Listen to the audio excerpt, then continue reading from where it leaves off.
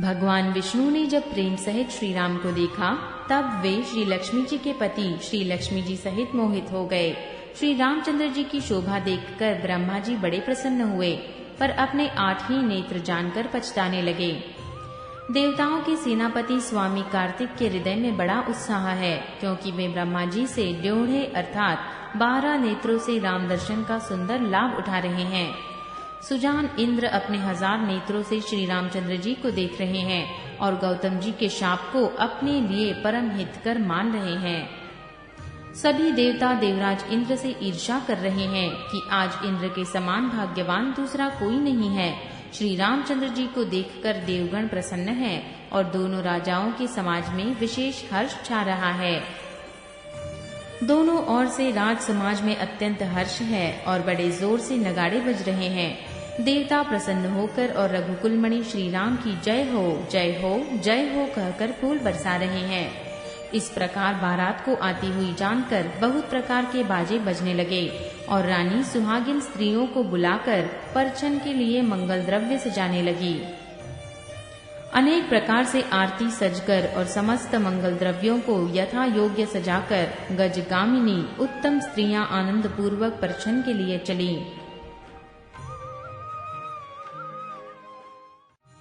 सभी स्त्रियां चंद्रमुखी और सभी मृगलोचनी हैं और सभी अपने शरीर को शोभा से रीत के गर्व को छुड़ाने वाली है। रंग रंग की सुंदर साड़ियां पहने हैं और शरीर पर सब आभूषण सजे हुए हैं।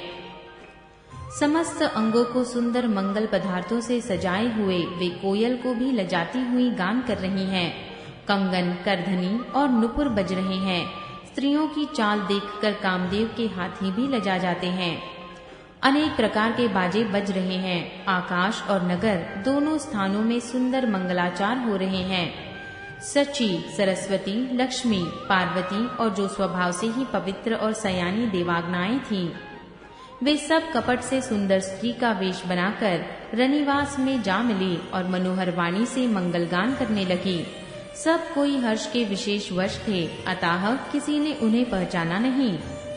कौन किसे जाने पहचाने। आनंद के वश हुई सब दुल्हा बने हुए ब्रह्म का परछन करने चली। मनोहर गान हो रहा है, मधुर मधुर नगाड़े बज रहे हैं, देवता फूल बरसा रहे हैं, बड़ी अच्छी शोभा है।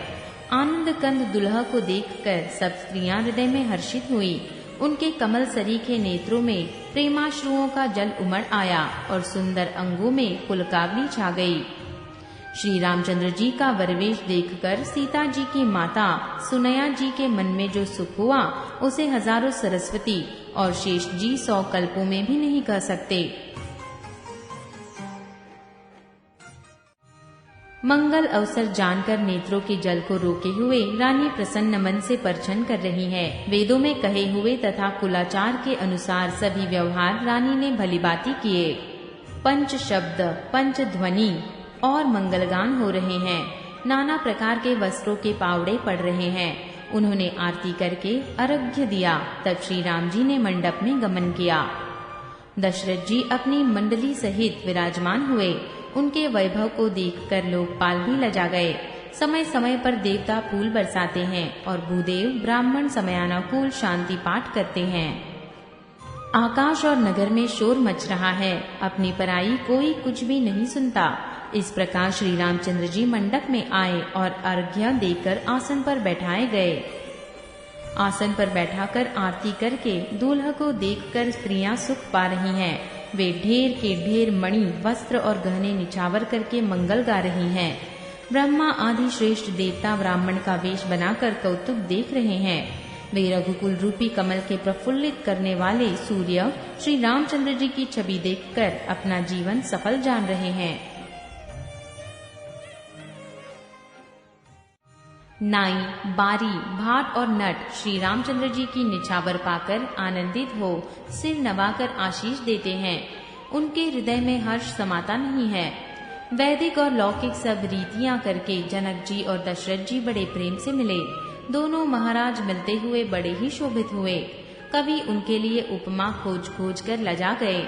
जब कहीं भी उपमा नहीं मिली, तब हृदय में हार मानकर उन्होंने मन में यही उपमा निश्चित की कि इनके समान ये ही है।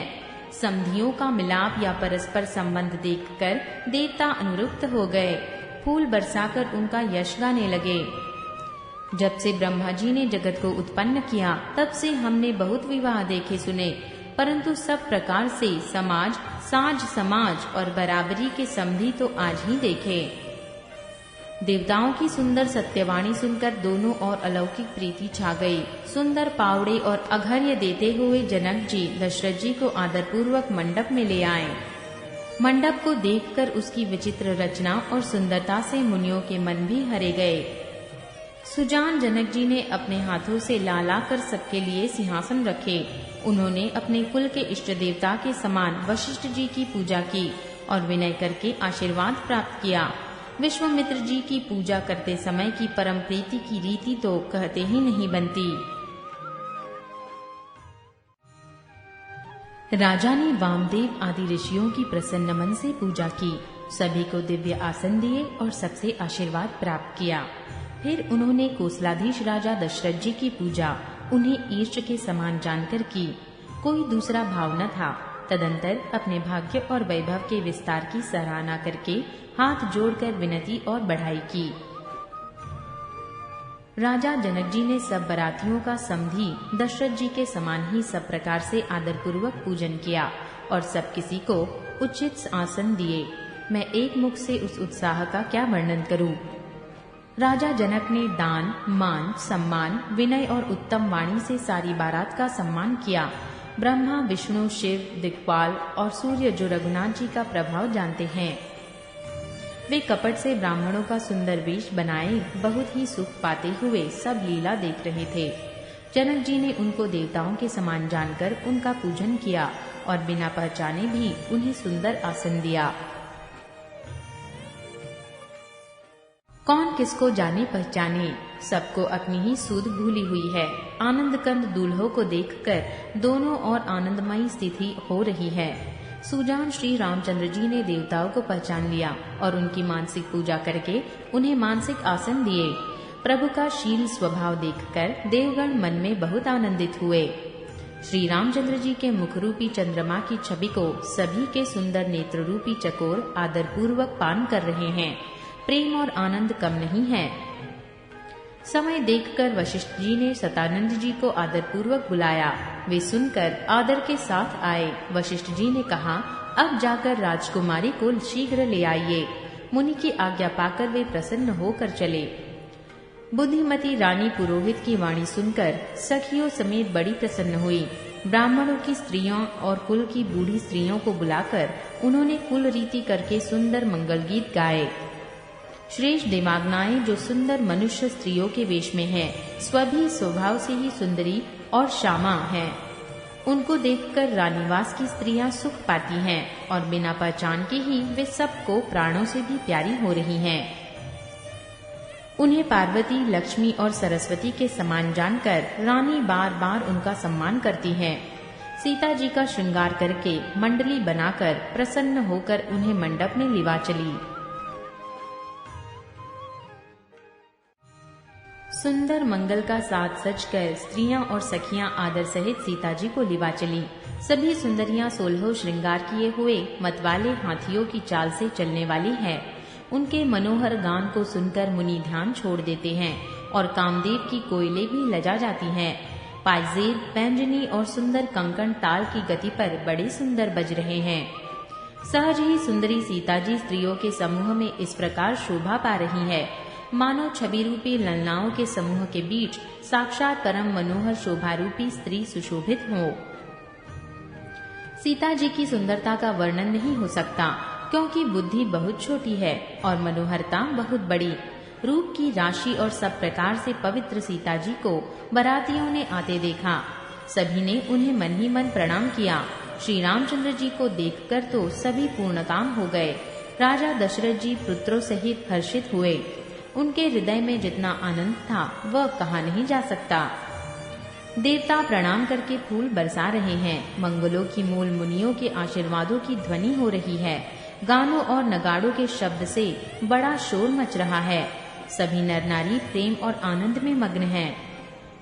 इस प्रकार सीता जी मंडप में आई। मुनिराज बहुत ही आनंदित होकर शांति पाठ पढ़ रहे हैं। उस अवसर की सब रीति, व्यवहार और कुलाचार दोनों कुलगुरुओं ने किए।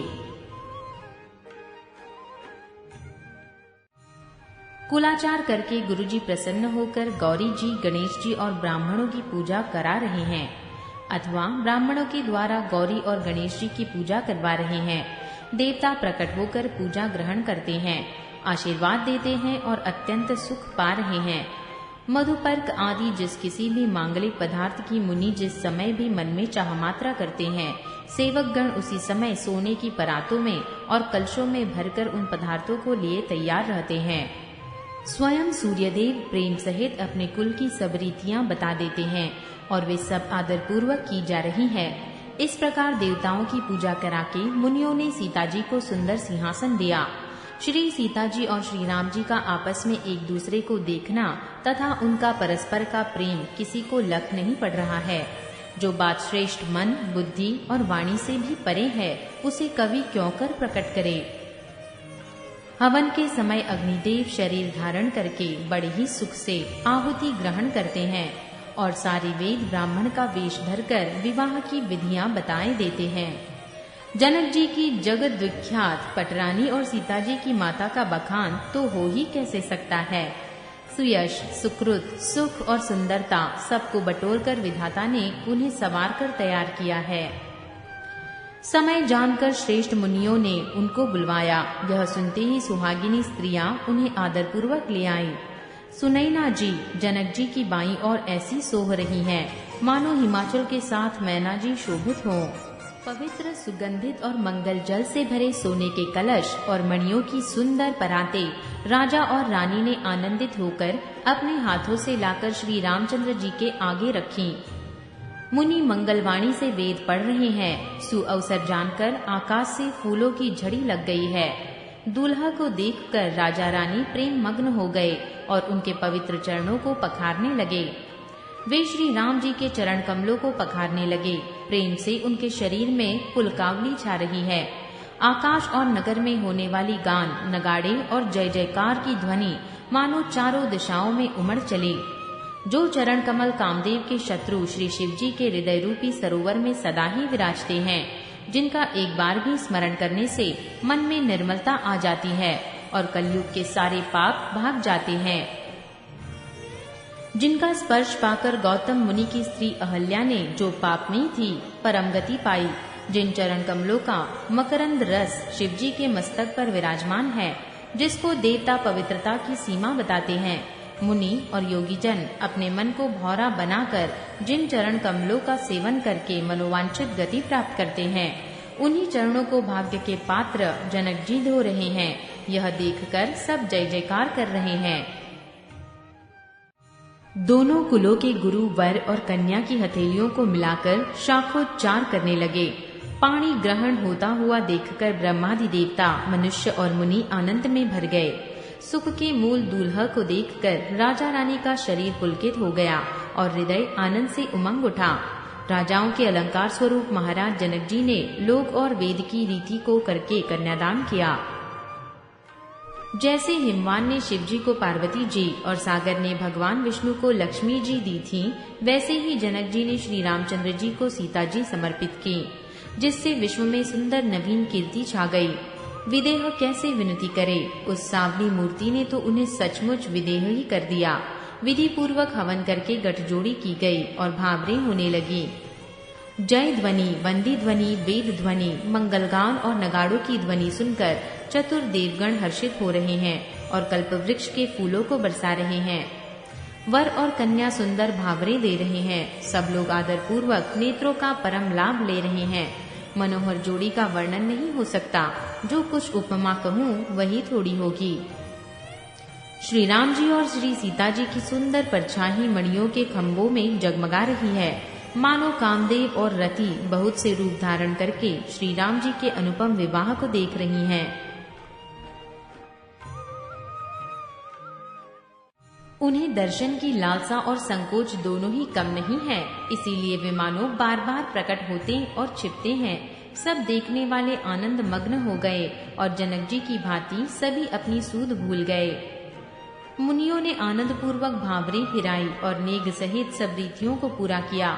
श्री रामचंद्र जी सीता जी के सिर में सिंदूर दे रहे हैं।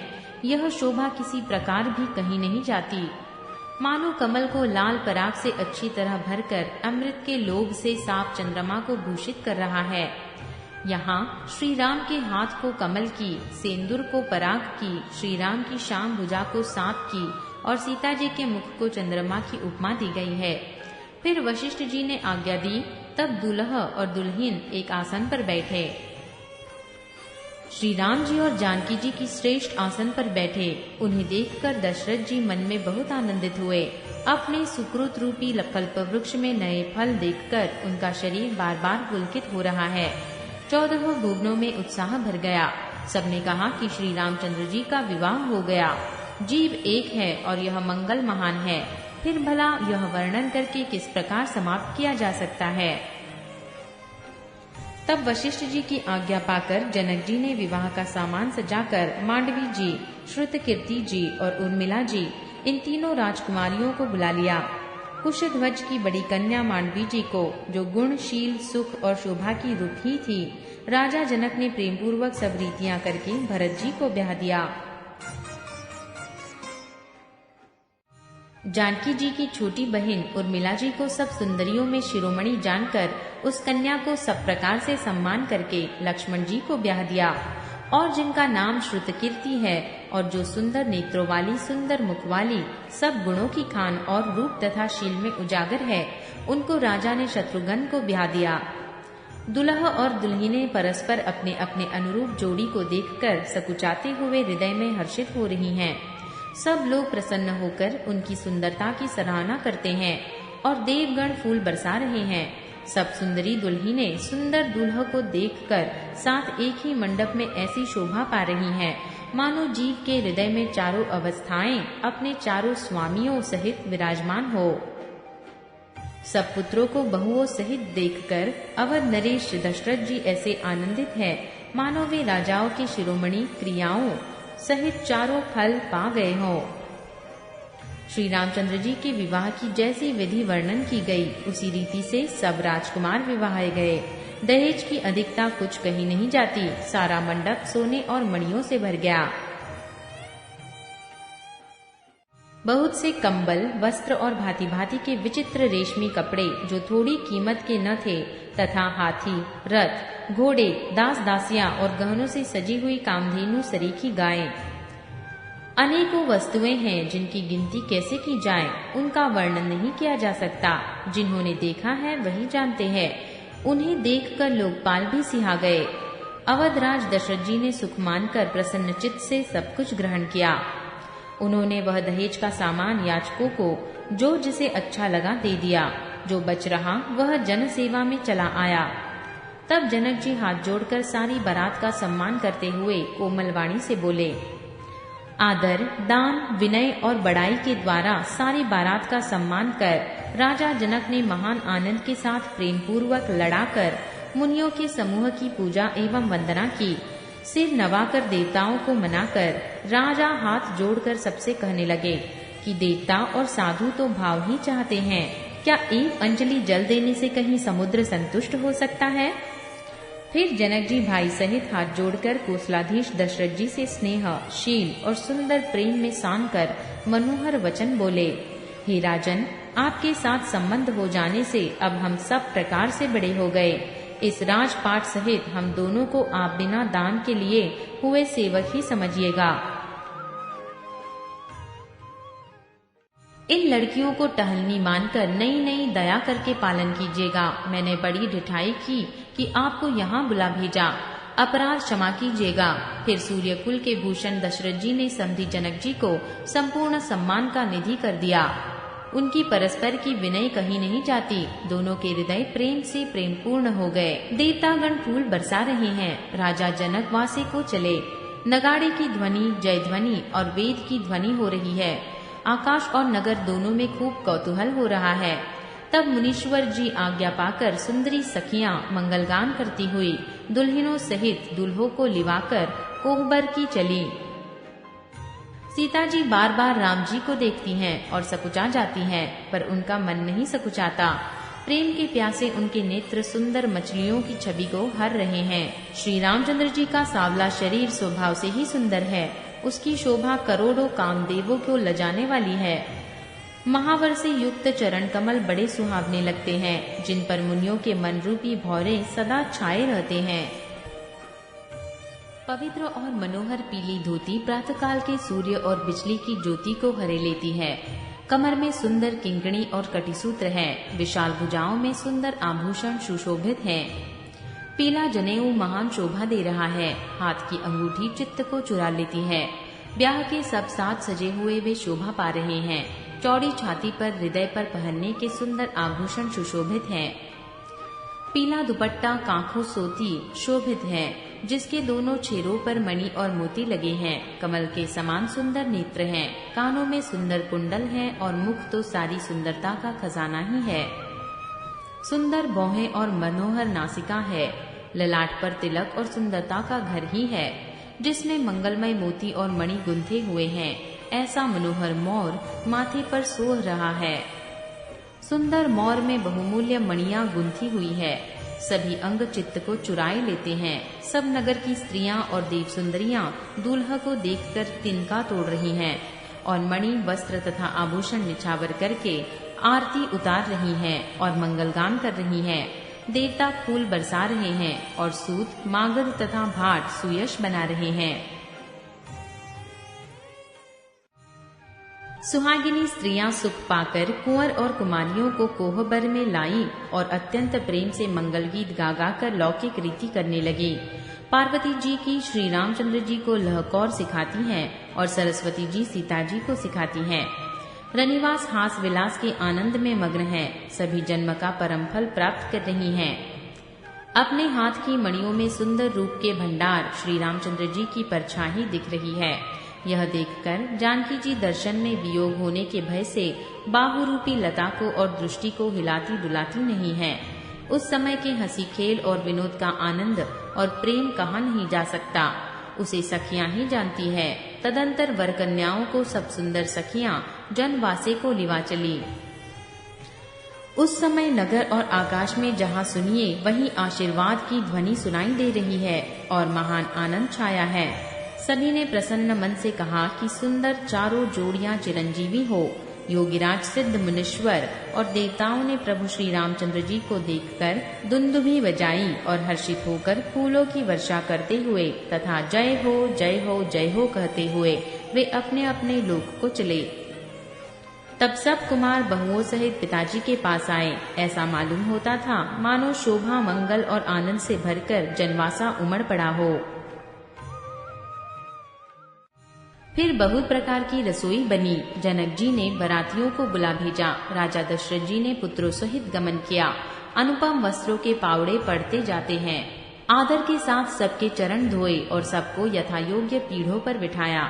तब जनक जी ने अवधीपति दशरथ जी के चरण धोए। उनका शील और स्नेह वर्णन नहीं किया जा सकता।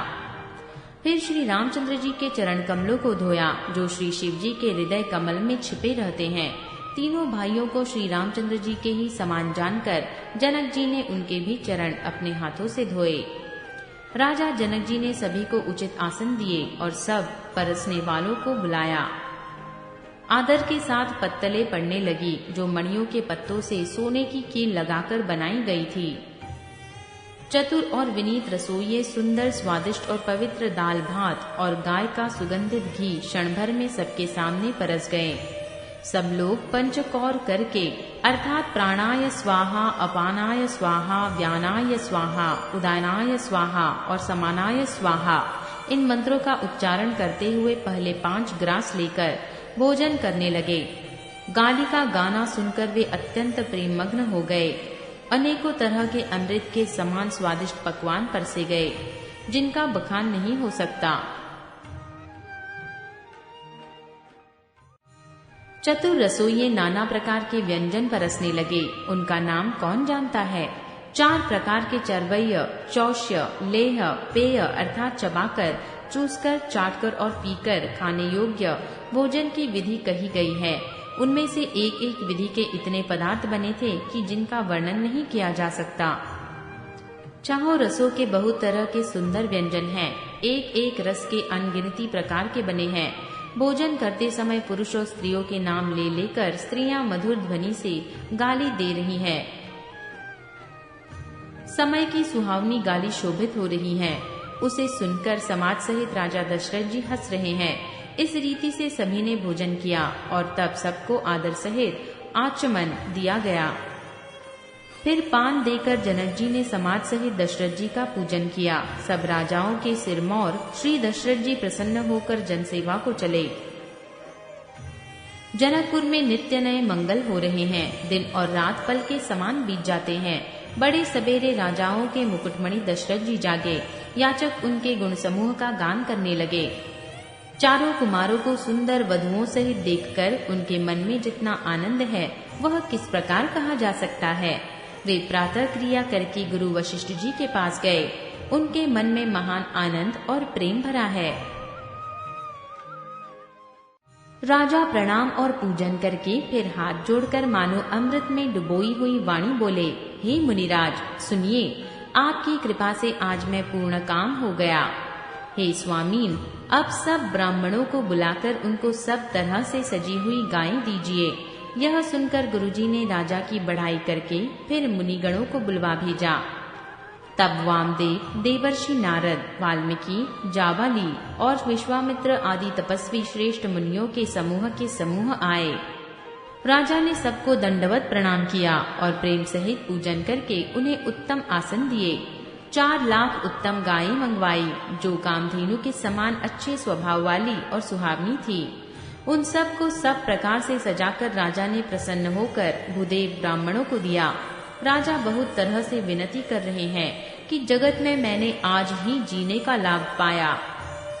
आशीर्वाद पाकर राजा आनंदित हुए। फिर याचकों के समूहों को बुलवा लिया और सबको उनकी रुचि पूछकर सोना, वस्त्र, मणि, घोड़ा, हाथी और रथ जिसने जो चाहा सो सूर्य कुल को आनंदित करने वाले दशरथ जी ने दिए। वे सब गुणानुवाद गाते और सूर्य कुल के स्वामी जी की जय हो जय हो जय हो कहते हुए चले। इस प्रकार श्री रामचंद्र जी के विवाह का उत्सव हुआ। जिन्हें सहस्त्र मुख है वे शेष जी भी उसका वर्णन नहीं कर सकते। बार बार विश्वामित्र जी के चरणों में सिर नवाकर राजा कहते हैं, हे मुनिराज, ये सब सुख आपके ही कृपा कटाक्ष का प्रसाद है। राजा दशरथ जी जनक जी के स्नेह, शील, करनी और ऐश्वर्य की सब प्रकार से सराहना करते हैं। प्रतिदिन सवेरे उठकर अयोध्या नरेश विदा मांगते हैं, पर जनक जी उन्हें प्रेम से रख लेते हैं। आदर नित्य नया बढ़ता जाता है। प्रतिदिन हजारों प्रकार से मेहमानी होती है। नगर में नित्य नया आनंद और उत्साह रहता है। दशरथ जी का जाना किसी को नहीं सुहाता। इस प्रकार बहुत दिन बीत गए, मानो बाराती स्नेह की रस्सी से बंध गए हैं। तब विश्वामित्र जी और शतानंद जी ने जाकर राजा जनक को समझाकर कहा, यद्यपि आप स्नेह वश उन्हें नहीं छोड़ सकते, तो भी आप दशरथ जी को आज्ञा दीजिए। हे नाथ, बहुत अच्छा कहकर जनक जी ने मंत्रियों को बुलवाया। वे आए और जय जीव कहकर उन्होंने मस्तक नवाया। जनक जी ने कहा, अयोध्या नाथ चलना चाहते हैं, भीतर रनिवास में खबर कर दो। ये सुनकर मंत्री, ब्राह्मण, सभासद और राजा जनक भी प्रेम के वश हो गए। जनकपुर वासियों ने सुना कि बारात जाएगी, तब वे व्याकुल होकर एक दूसरे से बात पूछने लगे। जाना सत्य है, ये सुनकर सब ऐसे उदास हो गए मानो संध्या के समय कमल सकुचा गया हो। आते समय जहाँ जहाँ बाराती ठहरे थे वहाँ वहाँ बहुत प्रकार का सीधा रसोई का सामान भेजा गया। अनेकों प्रकार के मेवे, पकवान और भोजन की सामग्री जो बखानी नहीं जा सकती। अनगिनत बैलों और कहारों पर भर भर कर लाद लाद कर भेजी गई। साथ ही जनक जी ने अनेकों सुंदर शय्याएं, पलंग भेजी। 1 लाख घोड़े और 25,000 रथ सब नख से शिखा तक ऊपर से नीचे तक सजाए हुए, 10,000 सजे हुए मतवाले हाथी, जिन्हें देखकर दिशाओं के हाथी भी लजा जाते हैं। गाड़ियों में भर भर कर सोना, वस्त्र और रत्न, जवाहिरात और भैंस, गाय तथा और भी नाना प्रकार की चीजें दी। इस प्रकार जनक जी ने फिर से अपरिमित दहेज दिया, जो कहा नहीं जा सकता और जिसे देखकर लोकपालकों के लोगों की संपदा भी थोड़ी जान पड़ती थी। इस प्रकार सब सामान सजाकर राजा जनक ने अयोध्यापुरी को भेज दिया। बारात चलेगी, ये सुनते ही सब रानियां ऐसे विकल हो गई मानो थोड़े जल में मछलियां छटपटा रही हों। वे बार बार सीता जी को गोद कर लेती हैं और आशीर्वाद देकर सिखावन देती हैं। तुम सदा अपने पति की प्यारी हो, तुम्हारा सुहाग अचल हो, हमारी यही आशीष है। सास, ससुर और गुरु की सेवा करना, पति का रुख देखकर उनकी आज्ञा का पालन करना। सयानी सखियां अत्यंत स्नेह के वश कोमल वाणी से स्त्रियों के धर्म सिखलाती हैं। आदर के साथ सब पुत्रियों को स्त्रियों के धर्म समझाकर रानियों ने बार बार उन्हें हृदय से लगा लिया। माताएं फिर भेंटती और कहती हैं कि ब्रह्मा ने स्त्री जाति को क्यों रचा। उसी समय सूर्य वंश के पताका स्वरूप श्री रामचंद्र जी भाइयों सहित प्रसन्न होकर विदा कराने के लिए जनक जी के महल को चले। स्वभाव से ही सुंदर चारों भाइयों को देखने के लिए नगर के स्त्री पुरुष दौड़ पड़े। कोई कहता है आज ये जाना चाहते हैं। विदेह ने विदाई का सब सामान तैयार कर लिया है। राजा के चारों पुत्र इन प्यारे मेहमानों के मनोहर रूप को नेत्र भरकर देख लो। हे सयानी, कौन जाने किस पुण्य से विधाता ने इन्हें यहाँ लाकर हमारे नेत्रों का अतिथि किया है। मरने वाला जिस तरह अमृत पा जाए, जन्म का भूखा कल्प वृक्ष पा जाए और नरक में रहने वाला या नरक के योग्य जीव जैसे भगवान के परम पद को प्राप्त हो जाए, हमारे लिए इनके दर्शन वैसे ही हैं। श्री रामचंद्र जी की शोभा को निखर कर हृदय में धर लो, अपने मन को सांप और इनकी मूर्ति को मणि बना लो। इस प्रकार सबको नेत्रों का फल देते हुए सब राजकुमार राजमहल में गए। रूप के समुद्र सब भाइयों को देखकर सारा रनिवास हर्षित हो उठा। सासुएं महान प्रसन्न मन से निछावर और आरती करती हैं। श्री रामचंद्र जी की छवि देखकर वे प्रेम में अत्यंत मग्न हो गईं और प्रेम के विशेष वश होकर बार बार चरणों लगी। हृदय में प्रीति छा गई, इससे लज्जा नहीं रह गई। उनके स्वाभाविक स्नेह का वर्णन किस तरह किया जा सकता है। उन्होंने भाइयों सहित श्री रामचंद्र जी को उपटन करके स्नान कराया और बड़े प्रेम से षटरस भोजन कराया। सुअवसर जानकर श्री रामचंद्र जी शील, स्नेह और संकोच भरी वाणी बोले, महाराज अयोध्यापुरी को चलना चाहते हैं। उन्होंने हमें विदा होने के लिए यहाँ भेजा है। हे माता, प्रसन्न मन से आज्ञा दीजिए और हमें अपने बालक जानकर सदा स्नेह बनाए रखिएगा। इन वचनों को सुनते ही रनिवास उदास हो गया। सासुएं प्रेमवश बोल नहीं सकती। उन्होंने सब कुमारियों को हृदय से लगा लिया और उनके पतियों को सौंपकर बहुत विनती की। विनती करके उन्होंने सीता जी को श्री रामचंद्र जी को समर्पित किया और हाथ जोड़कर बार बार कहा, हे तात, हे सुजान, मैं बलि जाती हूँ। तुमको सबकी गति हाल मालूम है। परिवार को, पुरवासियों को, मुझको और राजा को सीता प्राणों के समान प्रिय है। ऐसे जानिएगा हे तुलसी के स्वामी, इसके शील और स्नेह को देखकर इसे अपनी दासी करके मानिएगा।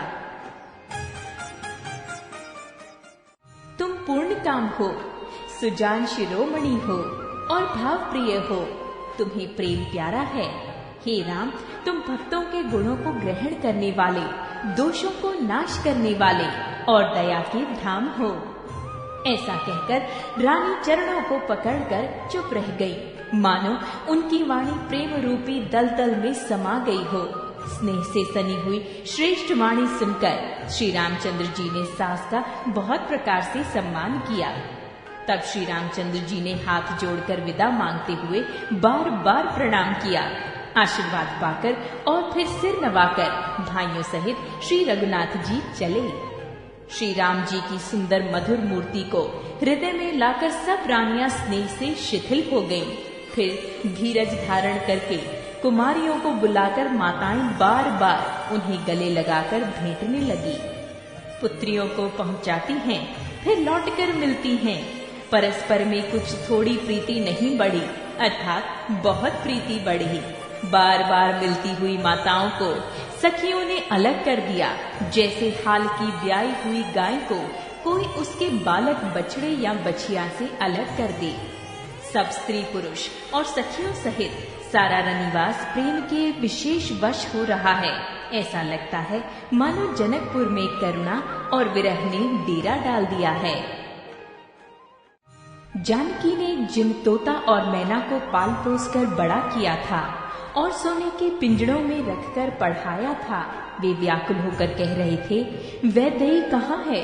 उनके ऐसे वचनों को सुनकर धीरज किसको नहीं त्याग देगा, अर्थात सबका धैर्य जाता रहा। जब पक्षी और पशु तक इस तरह विकल हो गए, तब मनुष्यों की दशा कैसे कही जा सकती है। तब भाई सहित जनक जी वहां आए। प्रेम से उमड़कर उनके नेत्रों में प्रेमाश्रुओं का जलधर आया। वे परम वैराग्यवान कहलाते थे, पर सीता जी को देखकर उनका भी धीरज भाग गया। राजा ने जानकी को हृदय से लगा लिया। प्रेम के प्रभाव से ज्ञान की महान मर्यादा मिट गई, ज्ञान का बांध टूट गया। सब बुद्धिमान मंत्री उन्हें समझाते हैं, तब राजा ने विषाद करने का समय न जानकर विचार किया। बारंबार पुत्रियों को हृदय लगाकर सुंदर सजी हुई पालकियां मंगवाई। सारा परिवार प्रेम में विवश है। राजा ने सुंदर मुहूर्त जानकर सिद्धि सहित गणेश जी का स्मरण करके कन्याओं को पालकियों पर चढ़ा दिया।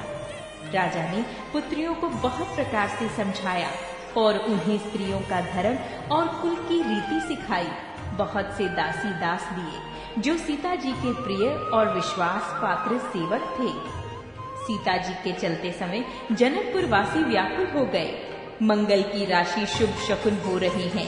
ब्रह्मांड और मंत्रियों के समाज सहित राजा जनक जी उन्हें पहुंचाने के लिए साथ चले। समय देखकर बाजे बजने लगे। बारातियों ने रथ, हाथी और घोड़े सजाए। दशरथ जी ने सब ब्राह्मणों को बुला लिया और उन्हें दान और सम्मान से परिपूर्ण कर दिया। उनके चरण कमलों की धूली सिर पर धरकर और आशीष पाकर राजा आनंदित हुए और गणेश जी का स्मरण करके उन्होंने प्रस्थान किया। मंगलों के मूल अनेकों शकुन हुए।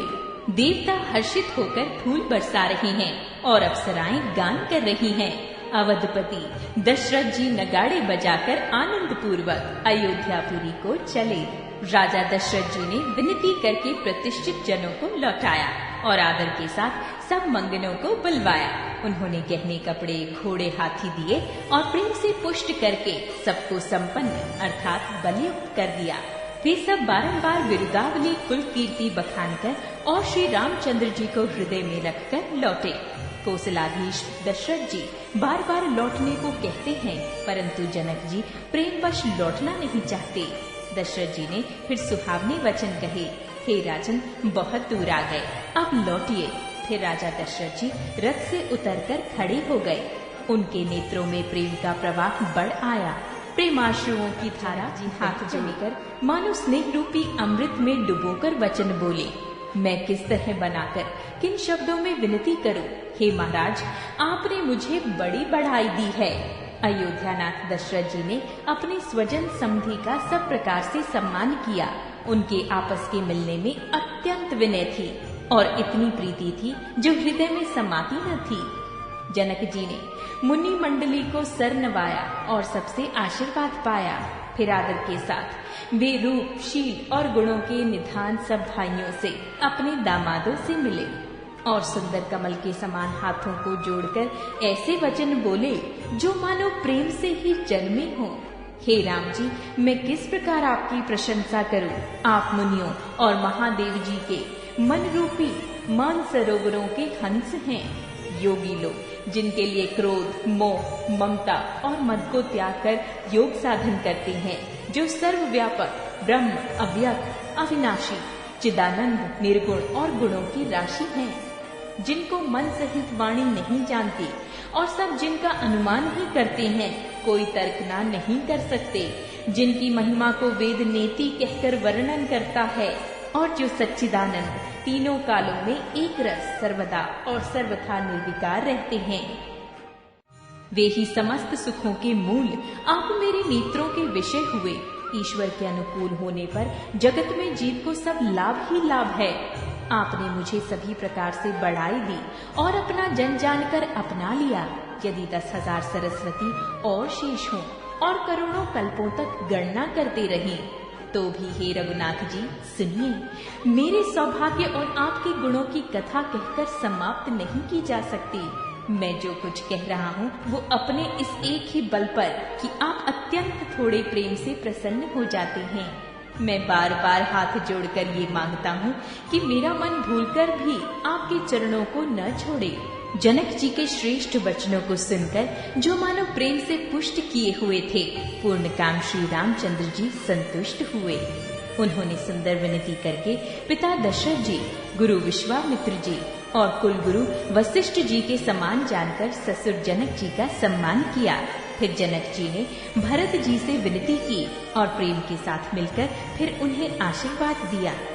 फिर राजा ने लक्ष्मण जी और शत्रुघ्न जी से मिलकर उन्हें आशीर्वाद दिया। वे परस्पर प्रेम के वश होकर बार बार आपस में सिर नवाने लगे। जनक जी की बार बार विनती और बड़ाई करके श्री रघुनाथ जी सब भाइयों के साथ चले। जनक जी ने जाकर विश्वामित्र जी के चरण पकड़ लिए और उनके चरणों की रज को सिर और नेत्रों में लगाया। उन्होंने कहा, हे मुनीश्वर सुनिए, आपके सुंदर दर्शन से कुछ भी दुर्लभ नहीं है। मेरे मन में ऐसा विश्वास है, जो सुख और सुयश लोकपाल चाहते हैं, परंतु असंभव समझकर जिसका मनोरथ करते हुए सकुचाते हैं। हे स्वामी, वही दुख और सुयश मुझे सुलभ हो गया। सारी सिद्धियां आपके दर्शन की अनुगामिनी अर्थात पीछे पीछे चलने वाली हैं। इस प्रकार बार बार विनती की और सिर नवाकर तथा उनसे आशीर्वाद पाकर राजा जनक लौटे। डंका बजाकर बारात चली। छोटे बड़े सभी समुदाय प्रसन्न हैं। रास्ते के गांव के स्त्री पुरुष श्री रामचंद्र जी को देखकर नेत्रों का फल पाकर सुखी होते हैं। बीच बीच में सुंदर मुकाम करती हुई तथा मार्ग के लोगों को सुख देती हुई वो बारात पवित्र दिन में अयोध्यापुरी के समीप आ पहुंची। नगाड़ों पर चोटें पड़ने लगी, सुंदर ढोल बजने लगे, भेरी और शंख की बड़ी आवाज हो रही है। हाथी घोड़े गरज रहे हैं। विशेष शब्द करने वाली झांझें, सुहावनी डफलियां तथा रसीले राग से शहनाइयां बज रही हैं। बारात को आती हुई सुनकर नगर निवासी प्रसन्न हो गए। सबके शरीरों पर पुलकावली छा गई। सबने अपने अपने सुंदर घरों, बाजारों, गलियों, चौराहों और नगर के द्वार को सजाया। सारी गलियां अरग जैसे सिंचाई गई। जहां तहां सुंदर चौक पुराए गए। तोरणों, ध्वजा पताकाओं और मंडपों से बाजार ऐसा सजा कि जिसका वर्णन नहीं किया जा सकता। फल सहित सुपारी, केला, आम, मौलसिरी, कदम और तमाल के वृक्ष लगाए गए। वे लगे हुए सुंदर वृक्ष फलों के भार से पृथ्वी को छू रहे हैं। उनके मणियों के थाले बड़ी सुंदर कारीगरी से बनाए गए हैं। अनेक प्रकार के मंगल कलश घर घर सजाकर बनाए गए हैं। श्री रघुनाथ जी पुरी अयोध्या को देखकर ब्रह्मा आदि सब देवता सिहाते हैं। उस समय राजमहल अत्यंत शोभित हो रहा था। उसकी रचना देखकर कामदेव का भी मन मोहित हो जाता था। मंगल शकुन, मनोहरता, रिद्धि सिद्धि, सुख, सुहावनी, संपत्ति और सब प्रकार के उत्साह, आनंद मानो सहज सुंदर शरीर धर धर कर दशरथ जी के घर में छा गए हैं। श्री रामचंद्र जी और सीता जी के दर्शनों के लिए भला कहिए किसे लालसा न होगी। सुहागनी स्त्रियां झुंड की झुंड मिलकर चली, जो अपनी छवि से कामदेव की स्त्री रतिका भी निरादर कर रही हैं। सभी सुंदर मंगल द्रव्य एवं आरती सजाए हुए गा रही हैं, मानो सरस्वती जी ही बहुत से वेश धारण किए गा रही हों। राजमहल में आनंद के मारे शोर मच रहा है। उस समय का और सुख का वर्णन नहीं किया जा सकता। कौसल्या जी आदि श्री रामचंद्र जी की सब माताएं प्रेम के विशेष वश होने से शरीर की सुध भूल गईं। गणेश जी और त्रिपुरारी शिव जी का पूजन करके उन्होंने ब्राह्मणों को बहुत सा दान दिया। वे ऐसी परम प्रसन्न हुई मानो अत्यंत दरिद्री चारों पदार्थ पा गया हो। सुख और महान आनंद से विवश होने के कारण सब माताओं के शरीर शिथिल हो गए हैं, उनके चरण चलते नहीं हैं। श्री रामचंद्र जी के दर्शनों के लिए वे अत्यंत अनुराग में भरकर परछन का सब सामान सजाने लगी। अनेकों प्रकार के बाजे बजते थे। सुमित्रा जी ने आनंद पूर्वक मंगल साज सजाए। हल्दी, दूध, दही, पत्ते, फूल, पान और सुपारी आदि मंगल की मूल वस्तुएं तथा अक्षत, चावल, अंकुएं, गोरोचन, लावा और तुलसी की सुंदर मंजरियां सुशोभित हैं। नाना रंगों से चरित्र किए हुए सहज सुहावने सुवर्ण के कलश ऐसे मालूम होते हैं मानो कामदेव के पक्षियों ने घोंसले बनाए हों। शकुन की सुगंधित वस्तुएं बखानी नहीं जा सकती। सब रानियां संपूर्ण मंगल साज सज रही हैं। बहुत प्रकार की आरती बनाकर वे आनंदित हुई सुंदर मग्न लगान कर रही हैं। सोने के थालों को मांगलिक वस्तुओं से भरकर अपने कमल के समान कोमल हाथों में लिए हुए माताएं आनंदित होकर परछन करने लगी। उनके शरीर पुलकावली से छा गए हैं। धूप के धुएं से आकाश ऐसा काला हो गया है मानो सावन के बादल घुमड़ घुमड़ कर छा गए हों। देवता कल्प वृक्ष के फूलों की मालाएं बरसा रही हैं।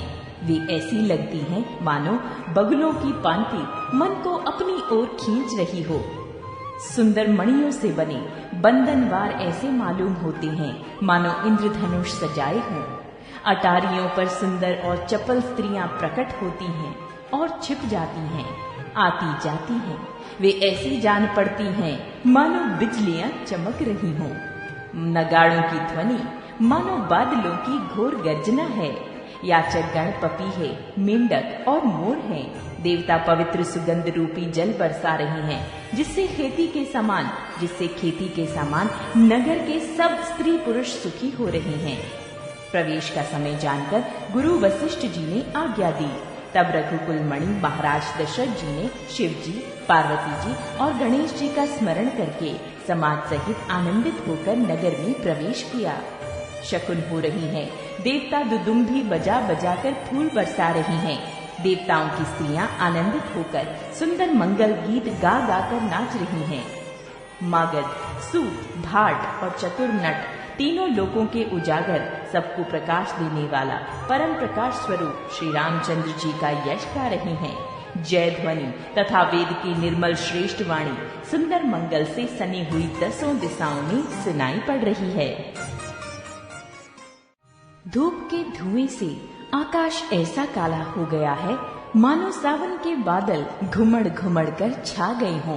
देवता कल्प वृक्ष के फूलों की मालाएं बरसा रही हैं।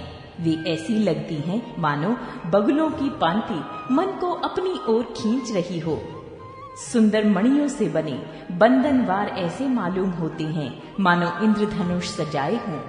अटारियों पर सुंदर और चपल स्त्रियां प्रकट होती हैं और छिप जाती हैं, आती जाती हैं।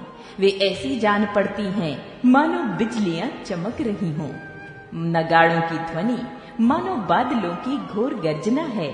याचक गण पपीहे, मेंढक और मोर हैं। देवता पवित्र सुगंध रूपी जल बरसा रहे हैं जिससे खेती के समान नगर के सब स्त्री पुरुष सुखी हो रहे हैं। प्रवेश का समय जानकर गुरु वशिष्ठ जी ने आज्ञा दी। तब रघुकुल मणि महाराज दशरथ जी ने शिव जी, पार्वती जी और गणेश जी का स्मरण करके समाज सहित आनंदित होकर नगर में प्रवेश किया। शकुन हो रही हैं। देवता दुदुम्भी बजा बजा कर फूल बरसा रही हैं। देवताओं की स्त्रियां आनंदित होकर सुंदर मंगल गीत गा गा कर नाच रही हैं। मागध, सूत, भाट और चतुर नट तीनों लोकों के उजागर, सबको प्रकाश देने वाला परम प्रकाश स्वरूप श्री रामचंद्र जी का यश गा रहे हैं। जय ध्वनि तथा वेद की निर्मल श्रेष्ठ वाणी सुंदर मंगल से सनी हुई 10 दिशाओं में सुनाई पड़ रही है। बहुत से बाजे बजने लगे। आकाश में देवता और नगर में लोग सब प्रेम में मग्न हैं। बाराती ऐसे बने ठने हैं कि उनका वर्णन नहीं हो सकता। परम आनंदित हैं, सुख उनके मन में समाता नहीं है। तब अयोध्या वासियों ने राजा को जोहार वंदना की। श्री रामचंद्र जी को देखते ही वे सुखी हो गए। सब मणियां और वस्त्र निछावर कर रही हैं। नेत्रों में प्रेमाश्रुओं का जल भरा है और शरीर पुलकित है। नगर की स्त्रियां आनंदित होकर आरती कर रही हैं और सुंदर चारों कुमारों को देखकर हर्षित हो रही हैं। पालकियों के सुंदर पर्दे हटा हटाकर वे दुल्हनों को देखकर सुखी होती हैं। इस प्रकार सबको सुख देते हुए राजद्वार पर आए। माताएं आनंदित होकर बहुओं सहित कुमारों का परिछन कर रही हैं। वे बार बार आरती कर रही हैं। उस प्रेम और महान आनंद को कौन कह सकता है। अनेकों प्रकार के आभूषण, रत्न और वस्त्र तथा अनगिनत प्रकार की अन्य वस्तुएं निछावर कर रही हैं। बहुओं सहित चारों पुत्रों को देखकर माताएं परमानंद में मग्न हो गईं। सीता जी और श्री राम जी की छवि को बार बार देखकर वे जगत में अपने जीवन को सफल मानकर आनंदित हो रही हैं। 315 सखियां सीता जी के मुख को बार बार देखकर अपने पुण्यों की सराहना करती हुई गान कर रही हैं। देवता क्षण क्षण में फूल बरसाते, नाचते, गाते तथा अपनी अपनी सेवा समर्पण करते हैं। चारों मनोहर जोड़ियों को देखकर सरस्वती ने सारी उपमाओं को खोज डाला, पर कोई उपमा देते नहीं बनी, क्योंकि उन्हें सभी बिल्कुल तुच्छ जान पड़ी। तब हार कर वे भी श्री राम जी के रूप में अनुरक्त होकर एक टक देखती रह गईं। वेद की विधि और कुल की रीति करके अधर्य पावड़े देती हुई बहुओं समेत सब पुत्रों को परछन करके माताएं महल में लिवा चली। स्वाभाविक ही सुंदर 4 सिंहासन थे, जो मानो कामदेव ने ही अपने हाथों से बनाए थे।